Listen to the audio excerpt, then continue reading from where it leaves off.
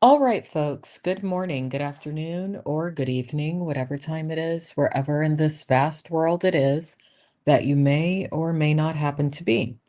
Welcome once more to another live stream of Alexandra Mayers Live, page by page reading and commentary of the modern English version of the Bible. So today we're going to go back into the second book of Kings, chapter 3. Before I do, I hope you all had a good weekend. I had a very enlightening and thought-provoking weekend. Some of the communities that I've had the blessing to cover over the past few years, I've got to stop saying misfortune because I do believe everything is a blessing in disguise. But there's a certain energy at play that I would say definitely revolves around spiritual warfare, the reality of angels, demons, and whatnot. I've seen it before when I was an active actress within the adult entertainment industry, but not as potent as within the communities I've had the blessing of covering over the past few years. You know, a lot of people think that the adult entertainment industry or even the mainstream Hollywood entertainment industry is the worst of the worst. It's not. There's offshoots from it that are worse.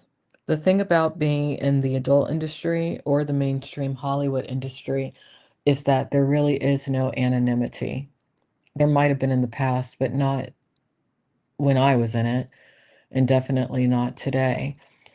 Um, we didn't just interact through social media or online, like in the communities that I've had the blessing of covering over the past, I'd say 5 or so years. When I was in the adult industry, we all knew each other face to face. We would contend with each other on set, through our agents or managers, at various social events, through our friends, at awards shows.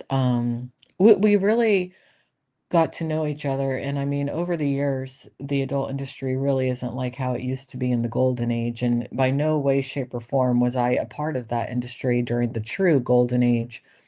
But I was in at the tail end of the adult industry when people were still selling DVDs.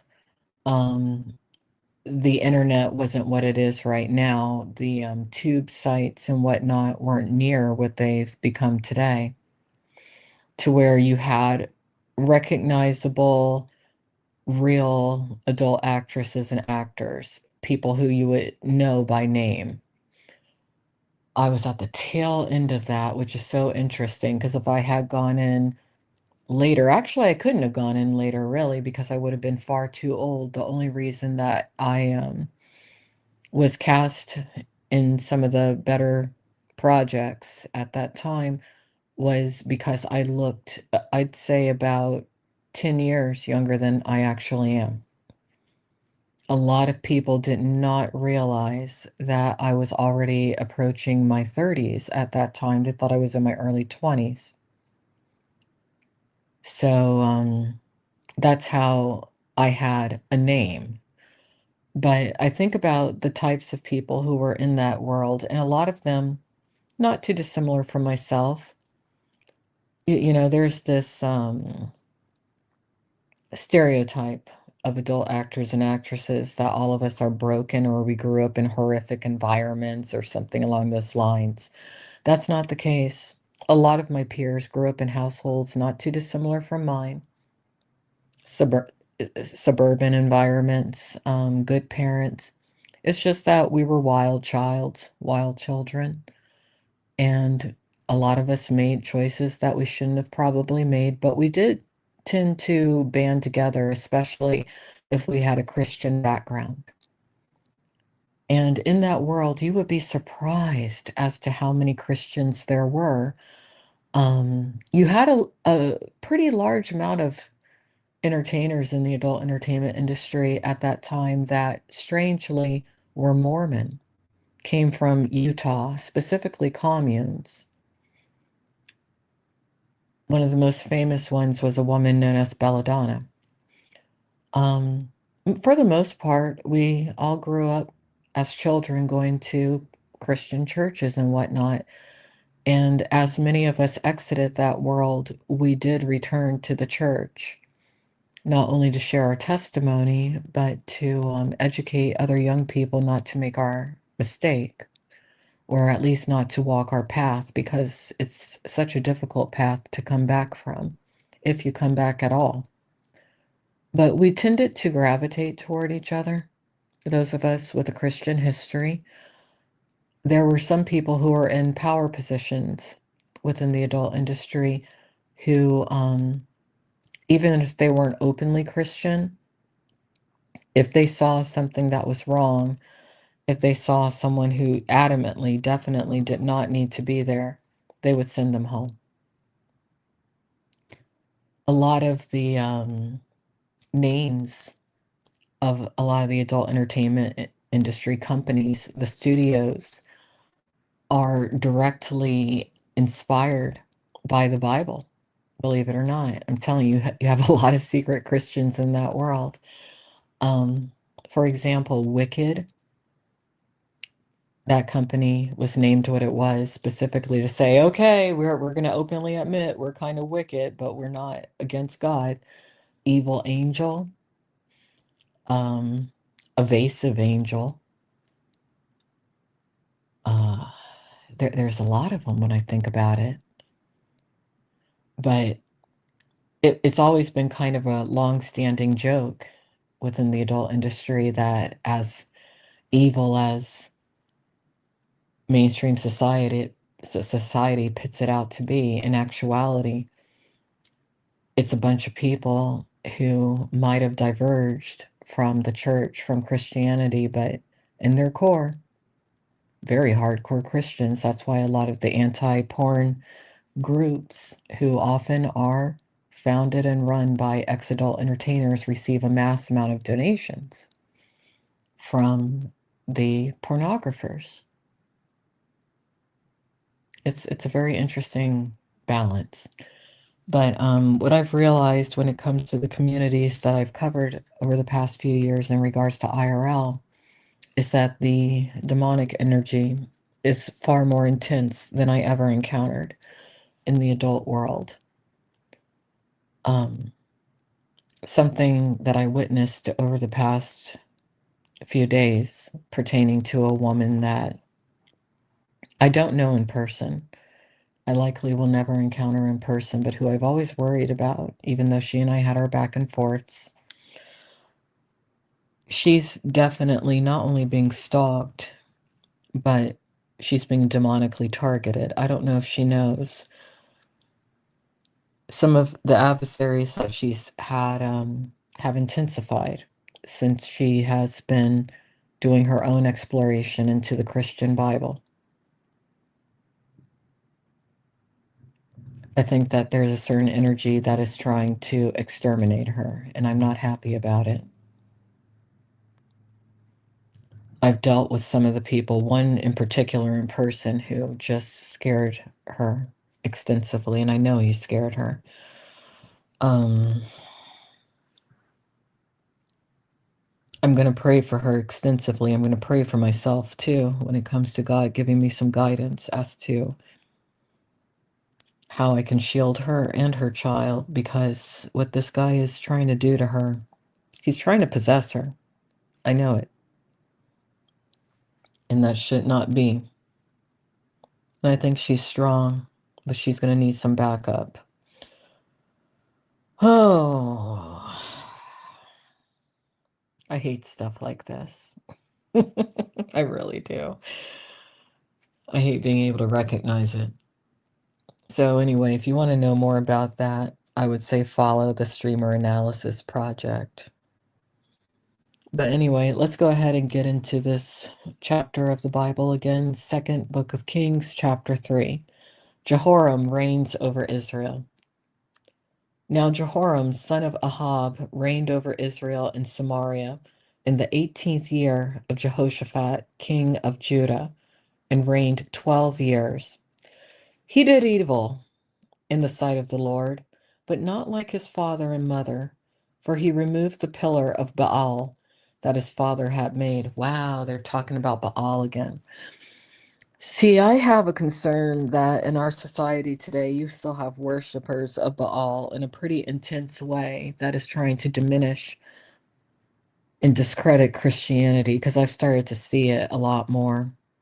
Baal encouraged its priests and prophets to engage in self-harm. That's one of the signs of followers of Baal. Let's continue. Nevertheless, he clung to the sins of Jeroboam, the son of Nebat, who had caused Israel to sin. He did not depart from them. Now Mesha, king of Moab, was a sheep breeder, and gave back to the king of Israel 100,000 lambs and the wool of 100,000 rams. When Ahab died, the king of Moab rebelled against the king of Israel. King Jehoram went out to Samaria at that time and mustered all Israel. He went and sent to Jehoshaphat, the king of Judah, saying, "The king of Moab has rebelled against me. Will you go with me to Moab to battle?" Another thing I want to note to those of you who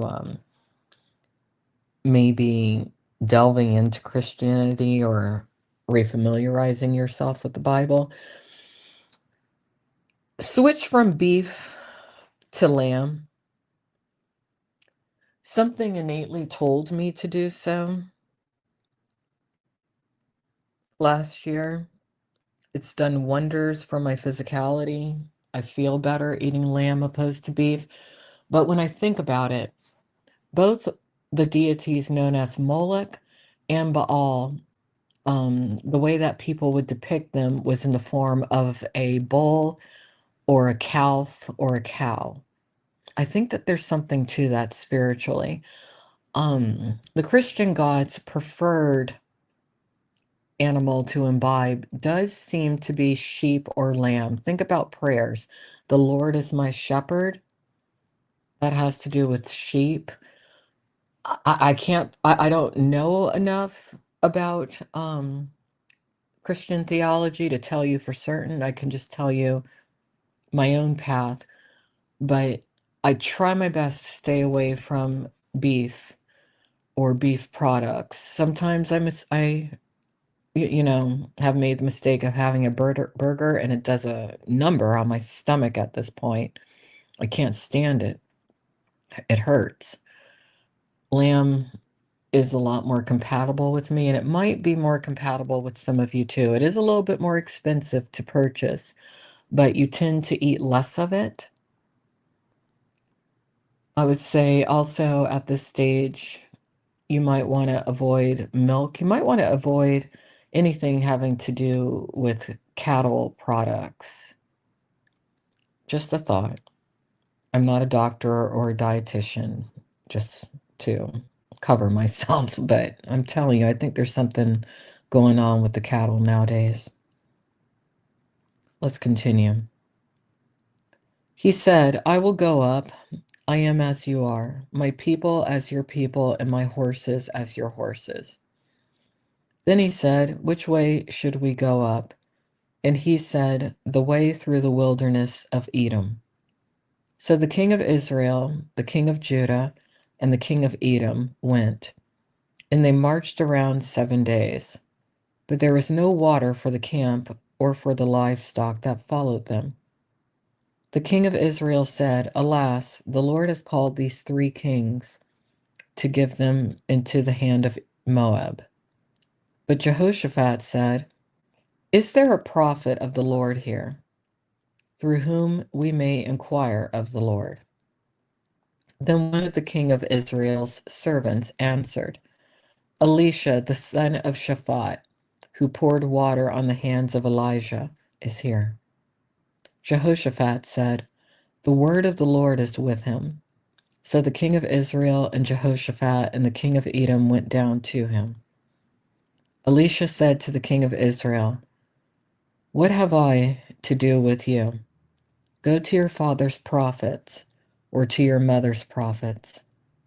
Then the king of Israel said to him, "No, the Lord of God has called these 3 kings to deliver them into the hand of Moab."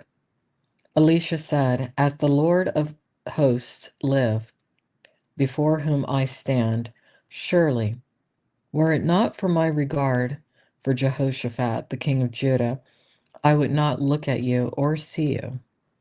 Now bring me a musician." And when the musician played, the hand of the Lord came upon him. He said, "Thus says the Lord, make this valley full of pools.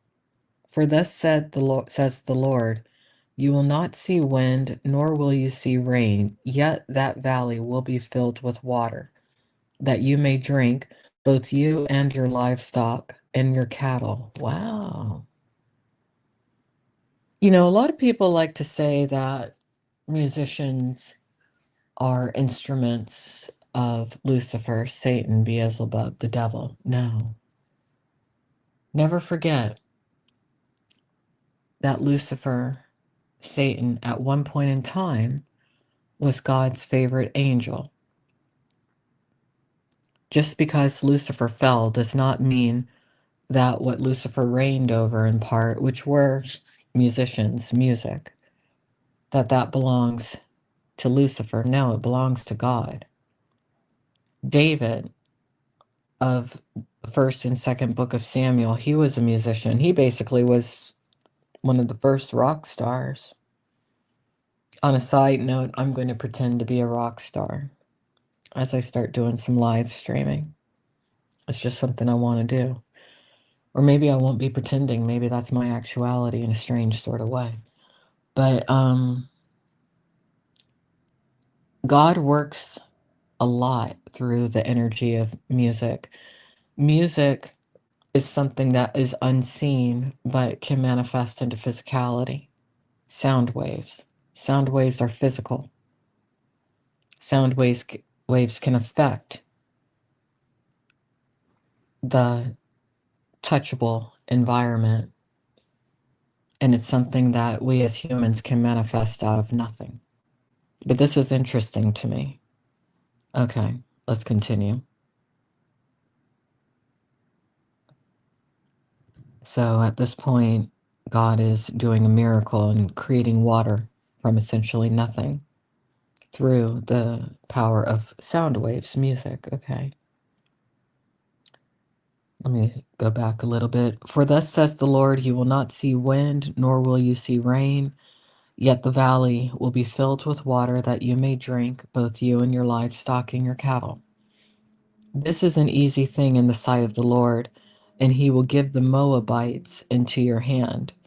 You will strike every fortified city and every choice city, and will cut down every good tree, and stop every spring of water, and you will ruin every good piece of land with stones."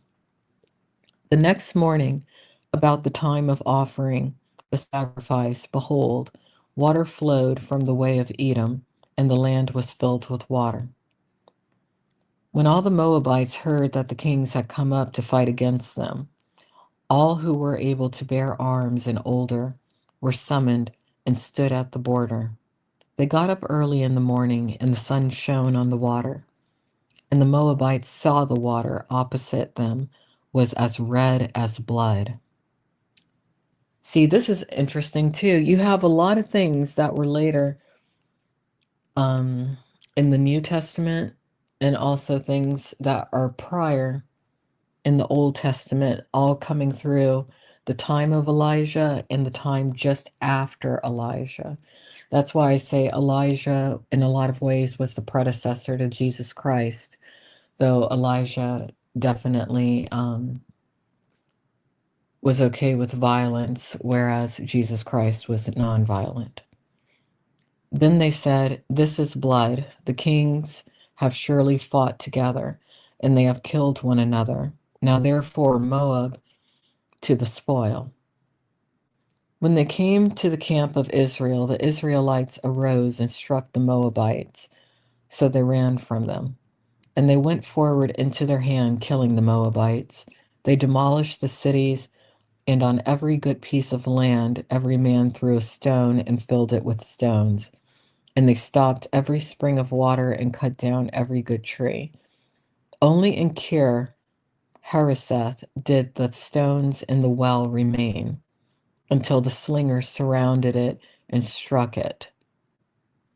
When the kings of Moab saw that the battle was overwhelming him, he took with him 700 swordsmen to break through to the king of Edom, but they were unable. Then he took his firstborn son, who would have reigned in his place, and offered him for a burnt offering on the wall. Ooh,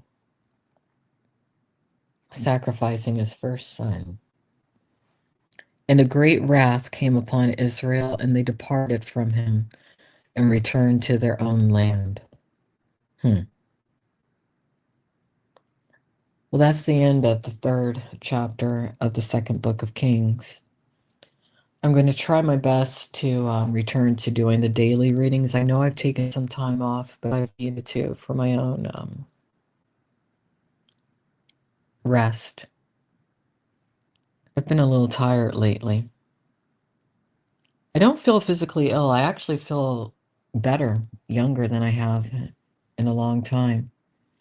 I just think I've needed extra rest and extra time to myself. And I don't like to do these readings if I feel depleted. Anyway, thank you for listening, those of you who listened. I'll talk to you another time. Have a good week. Bye-bye.